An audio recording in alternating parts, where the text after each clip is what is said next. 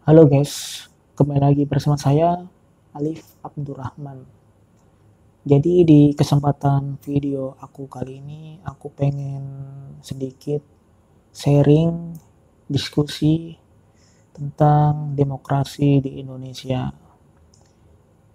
Saya mau tanya kepada teman-teman sekalian, kira-kira teman-teman sekalian berpikir sistem demokrasi di Indonesia itu cocok nggak sih diterapkan? Yang dimana setiap ada pemilihan umum, pemilihan pemimpin, itu kita menganut yang namanya sistem demokrasi. Dipilih langsung oleh rakyat, yang dimana rakyat tersebut saat memiliki satu orang satu suara.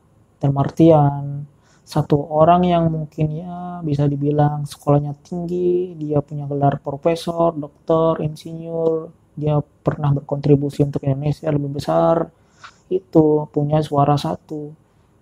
Dan sama juga orang yang mungkin lulusan SD, dia pernah dipenjara, dia pernah kena kasus, ini suaranya juga satu. Nah, inilah sistem di Indonesia.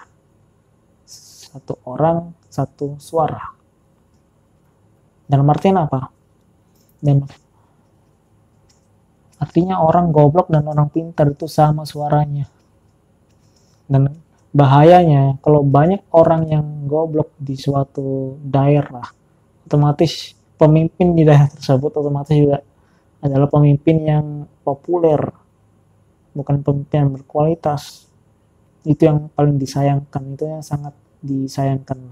Walaupun orang yang terpilih dari daerah yang goblok kebanyakan orang pinter, orang pemimpin yang pinter ini susah mengendalikan rakyat yang goblok ini. Jadi harus perlu usaha lebih, edukasi lebih. Contohnya seperti di negara Indonesia ini. Negara Indonesia rata-rata sumber daya manusianya, orang-orangnya itu berkualitas rendah. Fakta, IQ orang-orang Indonesia itu rata-rata 78. Dan IQ 78 itu di bawah rata-rata. Itu fakta. Dan otomatis siapapun presidennya, kalau rakyatnya ya tetap tidak bisa dikembangkan kualitasnya.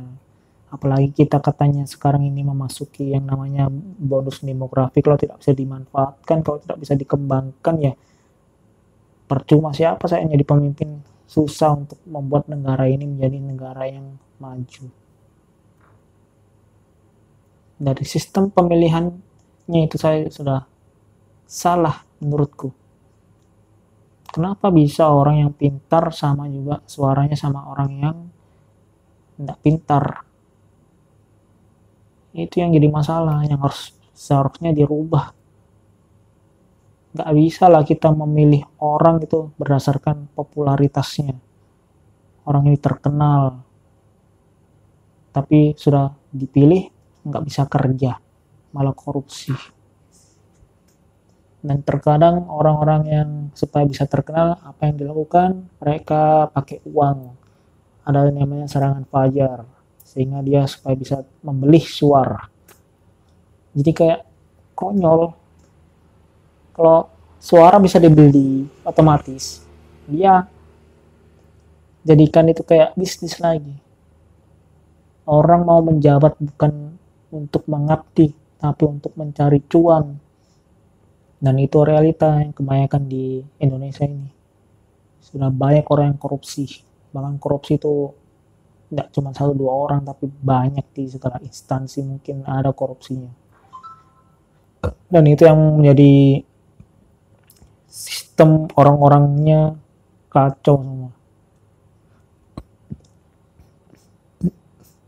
Ya bagaimana bisa berkembang seperti ini? Kalau teman-teman bagaimana?